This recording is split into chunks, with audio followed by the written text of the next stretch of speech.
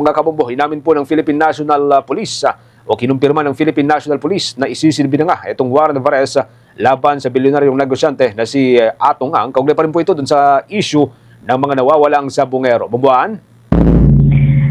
Bombo Genesis kinumpirma nga dito sa press conference sa Malacanang ni PNP Chief Jose Melencio Nartates na nasa proseso na ang kanilang team para isilbi ang warrant of arrest laban sa negosyanteng si Charlie Atong Ang. Naglabas na kasi ng warrant of arrest ang korte sa Santa Cruz, Laguna kaugnay sa kasong kinakaharap ni Atong Ang. Inihayag ni Nartates, batid na nila ang lugar kung saan isisilbi ang warrant of arrest laban sa negosyante. Sinabi ni Nartates dito sa press briefing sa Palasyo na nakikipag-ugnayan din sila sa mga tauhan ng korte sa Branch 26 ng Santa Cruz, Laguna para sa implementasyon nga ng nasabing warrant of arrest. Dagdag pa ni Nartates, meron na rin anyang ibang grupo ng PNP na on the way na sa pagsisilbi ng warrant of arrest sa iba't ibang lokasyon para isilbi nga ito kay Atong Ang at sa iba pang sangkot sa kaso. Sa ngayon, sinabi ni Nartates ng iba pang mga personalidad na kasama sa nasabing warrant of arrest ay nasa restrictive custody na ng pambansang pulisya. Partikular ang 11 police personnel na itinuturong sangkot sa mga pagkawala ng ilang sabongero. Ang iba pa anyang sangkot na personalidad na mayroon na ring warrant of arrest ay inatasan na anya nilang sumuko sa PNP Criminal Investigation and Detection Group. Pakinggan natin ang pahayag ni PNP Chief Jose Melencio Nartates. At na-receive po or kasalukuyan nagko-coordinate po ang ating police dun sa concerned branch 26 of Santa Cruz, Laguna.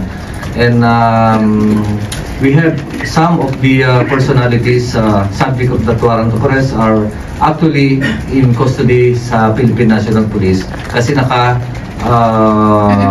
restricted custody sila doon.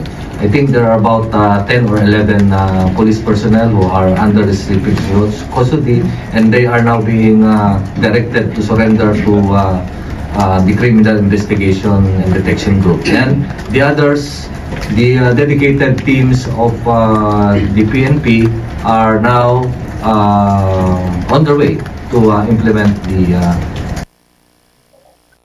Sa panig naman ng Malacanang, inihayag ni Palace Press Officer Undersecretary Claire Castro na mas mainam bilisan ng mga otoridad ang pagpapatupad sa batas. Pakinggan natin si Palace Press Officer Undersecretary Claire Castro. PNP at ng ating law enforcement agencies, alam po nila yan, ang utos ng Pangulo kung ano po nasa batas, ipatupad. Kung nandiyan na po ang warrant of arrest, mas pabilisan po ang pagtatrabaho para po mapanagot ang dapat ng panagot.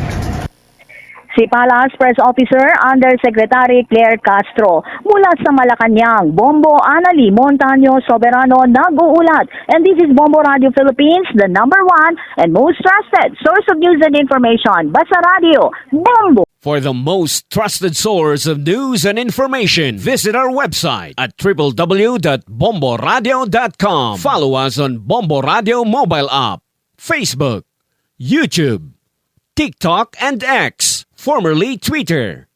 Like, share, and stay connected. Anytime, anywhere.